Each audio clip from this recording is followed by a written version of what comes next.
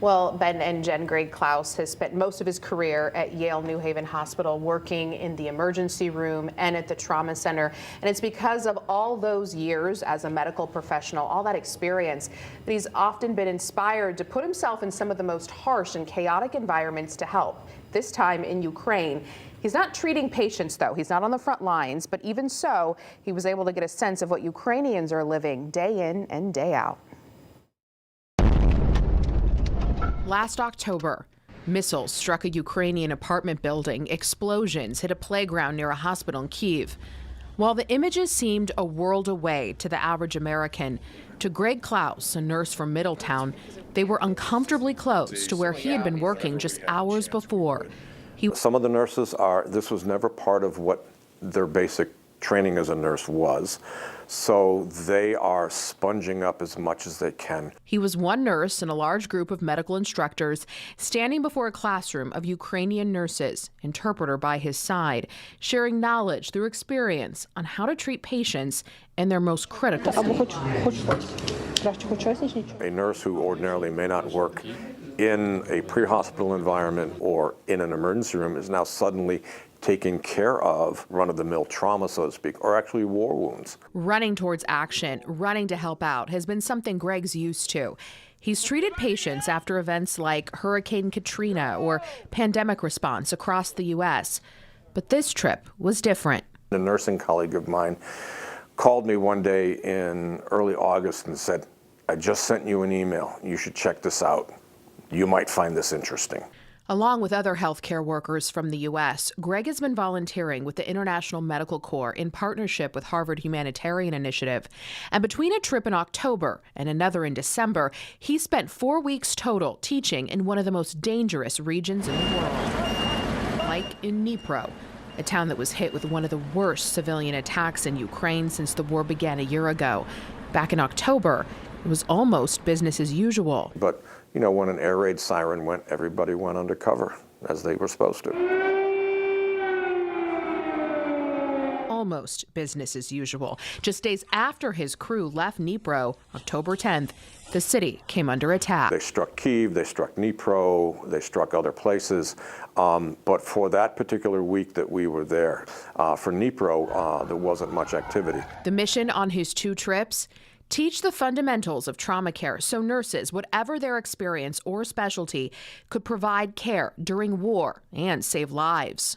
The other thing that they were offering was the Stop the Bleed program to medical providers as well as general citizens, fire, police, soldiers. Some 4,500 miles away from Ukraine, Stop the Bleed has roots here in Connecticut. After the Sandy Hook shooting, got together with other stakeholders to come up with a way of potentially training non-traditional providers in hemorrhage control so that if you were to stop someone from bleeding, they actually might survive. Just getting to the classrooms in Ukraine is a journey.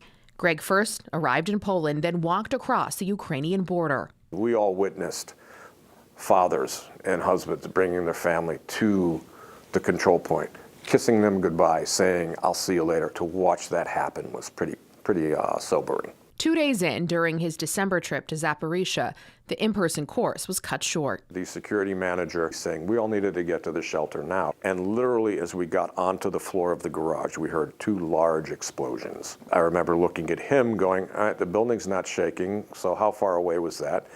And he said it was probably about 3 miles. And what's there? And there's an electrical switching power plant that was there. The rest of the course was held via Zoom.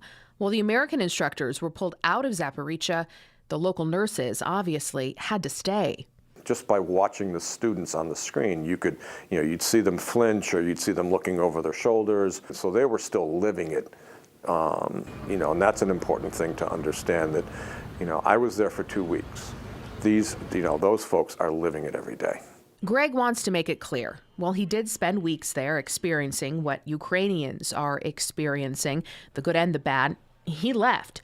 He's able to go home, avoid conflict, be safe. But that's not the case for the Ukrainians he met, who he calls warm, hardy, and resilient. It was a flea market around the corner from where we were teaching and staying. The vendor started talking to me, and he looked at me and he goes like that, as if to say, well, what are you? And I went, American.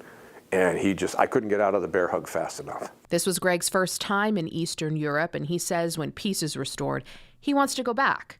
But until then, when he follows the news of what's happening, he has a better understanding and perspective of what is actually happening in Ukraine. So you watch it on TV, you read the news reports. Certainly not the same as living it day to day, having not lost family members in the conflict, having not to uproot my home, and live out of suitcases and wonder, will I make it to safety with my children?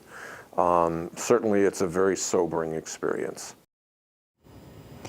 Now, Greg messaged me days after our interview saying he wouldn't be able to see the story air live tonight because he was indeed heading back to Ukraine. That's where he is right now. He wasn't totally certain where he was headed this time. We don't know where he is, but he does know it would be in Western Ukraine, so more removed from the conflict. He's not in Dnipro, he's not in Zaporizhia, or I don't think in Kyiv right now. What work?